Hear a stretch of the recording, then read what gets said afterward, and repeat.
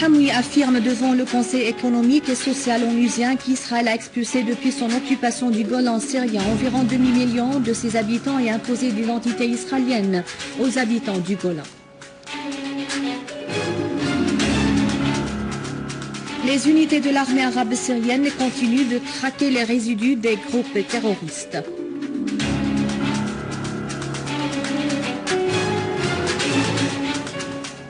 Le ministre français de l'Intérieur a affirmé que les djihadistes français en Syrie seront considérés comme des ennemis de la France s'ils retourneront.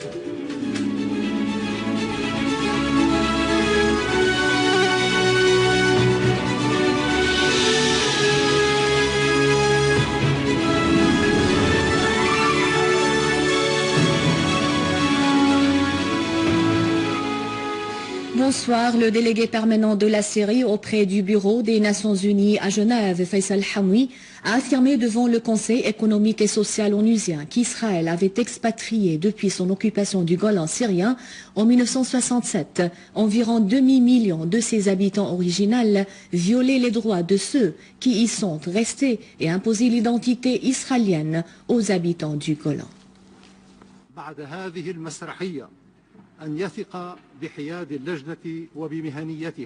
Al-Hamwi a souligné que nombre de prisonniers syriens avaient passé plus de 28 ans dans les geôles de l'occupation israélienne, dans des circonstances inhumaines, ce qui aboutit à la mort de nombre d'eux. Al-Hamwi a ajouté que l'occupant israélien refuse la mise en liberté des prisonniers golanais ou la permission de les visiter, ce qui constitue une violation flagrante de l'accord de Genève 4. Il a ajouté que certains pays ont dévié depuis 2 ans le mandat et les objectifs sublimes des organisations onusiennes en ignorant les violations des droits de l'homme dans les régions qui sont sous l'occupation, notamment en Palestine et au Golan occupé. Al-Hamwi a affirmé que la majorité des réunions des Nations Unies ont été consacrées pour examiner et adopter des résolutions partiales contre la Syrie dans le but d'exécuter les ordres de certains pays partenaires dans l'effusion de son syrien. Al-Hamwi a affirmé que la majorité des réunions des Nations Unies ont été consacrées pour examiner et adopter des résolutions partiales contre la Syrie, dans le but d'exécuter les ordres de certains pays partenaires dans l'effusion de son syrien, ce qui a donné le feu vert à Israël pour intensifier ses actes de répression et de tuerie, poursuivre et la colonisation dans les territoires occupés. Il a averti que la poursuite des mutismes honteux des organisations internationales devant les actes répressifs d'Israël fera perdre le rôle de maintenir la paix et la sécurité internationale.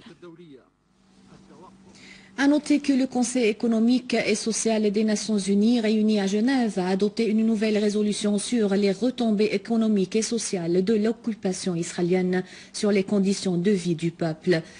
Le Conseil économique et social a demandé dans sa résolution aux autorités de l'occupation israélienne de ne pas exploiter ses ressources et d'arrêter la destruction des maisons, des biens et des terres et le jet des déchets. Le Conseil a exprimé son inquiétude devant l'exploitation par Israël des ressources naturelles en Palestine et au Golan occupés et affirmé que l'occupant israélien bloque et entrave d'une manière dangereuse les efforts déployés pour réaliser un environnement économique durable. Le secrétaire général du parti Hezbollah, Sayed Hassan Nasrallah, a souligné que la résistance nationale au Liban est forte car elle est bien ancrée dans la conscience populaire et elle bénéficie d'un grand soutien. La résistance n'est pas un phénomène passager qui passera inaperçu. Elle n'est pas non plus une idée importée de l'étranger. C'est pour cela qu'elle ne sera pas brisée. Dans son discours pendant la cérémonie centrale annuelle du mois du Ramadan organisée par l'association de soutien à la résistance, Nasrallah a déclaré que tous ceux qui ont essayé de briser la résistance depuis sa création ou même de l'isoler ont échoué et échoueront dans l'avenir. Il a ajouté que la résistance n'est ni une organisation ni un parti politique. Elle n'est pas non plus un mouvement ou une faction qui peuvent être boycottés, isolés ou affaiblis. Elle est la volonté populaire massive et solide, fondée sur la foi profonde et la perspicacité d'une vision de l'avenir, ainsi qu'une grande volonté d'action. Nasrallah a souligné que la résistance dès ses débuts cherchait à atteindre 3 objectifs, à savoir libérer le territoire libanais occupé et les détenus par l'occupation et ses agents, récupérer les corps des martyrs et enfin de contribuer à protéger la terre et le peuple du Liban contre toute agression. Son rôle est de faire face aux menaces et aux dangers israéliens aux côtés de l'armée et les forces de sécurité libanaises parce que la résistance ne prétend pas porter seule la responsabilité de la sécurité du Liban. Le secrétaire général du parti Hezbollah a souligné que le Liban n'est plus une cible facile pour l'ennemi israélien car désormais aucun acteur étranger ne peut lui imposer ses conditions ou ses projets. Nasrallah a conclu que les peuples qui veulent vivre avec dignité n'ont pas d'autre alternative que de s'unifier, relever les défis et de construire leur propre avenir par le dialogue et la réconciliation. Nasrallah a appelé donc les Syriens, les Égyptiens, les Irakiens, les Palestiniens, les Libanais au dialogue.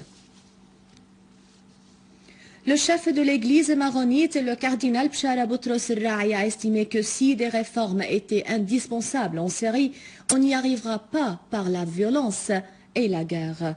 Dans une interview avec la radio Voix de la Russie, cardinal Rai a appelé à l'arrêt de la violence et à l'amorce d'un dialogue pour la paix, soulignant que des pays occidentaux et même de la région sont en train de soutenir les extrémistes avec les fonds et les armes, ce qui conduira à la destruction du monde arabe.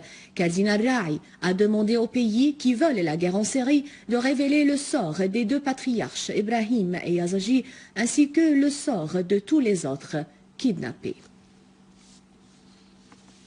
Dans une nouvelle preuve de la politique occidentale de 2 poids 2 mesures, le ministre français de l'Intérieur, Manuel Valls, a estimé que des soi-disant djihadistes français en Syrie seront considérés comme ennemis de la France s'ils retourneront à un moment où le gouvernement français appuie les groupes terroristes armés en Syrie et leur fournit fonds et armes. Dans une interview à la 2e chaîne française, Valls a indiqué que les services de renseignement français ont placé sous surveillance des dizaines de combattants français qui sont retournés en France en provenance de la Syrie. Pour sa part, le directeur du Centre de la lutte antiterroriste américain, Matthew Olsen, a reconnu l'augmentation du nombre des terroristes qui se rendent en Syrie à partir de l'Europe et des États-Unis pour combattre aux côtés des groupes terroristes armés en Syrie. Le site web iranien Press TV a rapporté, citant Olsen, que la Syrie est devenue un vrai champ de bataille pour les djihadistes dans le monde. Selon Olsen, le problème est que ces personnes qui partent pour combattre en Syrie deviendront plus extrémistes et mieux traînés ou entraînés avant de retourner cette fois-ci comme partie du mouvement mondial du djihad en Europe et probablement aux États-Unis.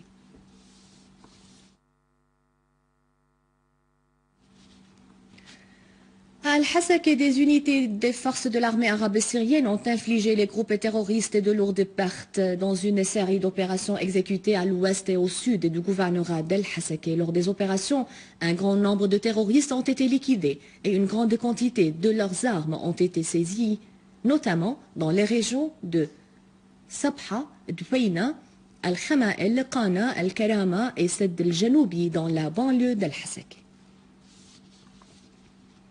Dans la banlieue de Idlib, les forces armées syriennes ont abattu de nombreux terroristes à Bara, Shnan, Frika, Kfarrouma, Ma'arat el-Nu'man et Nahle dans la banlieue de Ariha et détruit leurs armes et munitions. Une unité de l'armée arabe syrienne a détruit un atelier de fabrication d'engins explosifs à Saraqeb et fait des tués et des blessés dans les rangs des terroristes qui s'y trouvaient. L'armée a également éliminé des terroristes du front Nasra alors qu'ils étaient réunis dans le repère du terroriste Ibrahim al-Abrash dans la ville de Saraqeb. Les forces armées syriennes ont par ailleurs détruit un repère des chefs des groupes terroristes affiliés au front Nasra dans la ville de Bennesh, abattu 10 terroristes et détruit leurs armes et munitions. L'armée arabe syrienne a également mis en échec une tentative des terroristes de faire sauter 11 engins explosifs de 10 à 50 kg sur la route de Rami Kfar Shilaya dans la localité de Ariha. Et dans le gouvernorat d'Alep, les unités de l'armée arabe syrienne poursuivent leur mission antiterroriste. En effet, des unités de l'armée syrienne ont tué des terroristes dans plusieurs quartiers d'Alep et de sa banlieue et détruit nombre de leurs repères. Une unité de l'armée a avorté une tentative terroriste de s'infiltrer depuis le cimetière Hanano à Alep vers le quartier As-Safa à Kerm el-Jabal. Je vous rappelle que vous pouvez consulter notre site internet syriaonline.sy pour revoir ce journal et davantage d'informations. Merci de votre fidélité. Bon après-midi.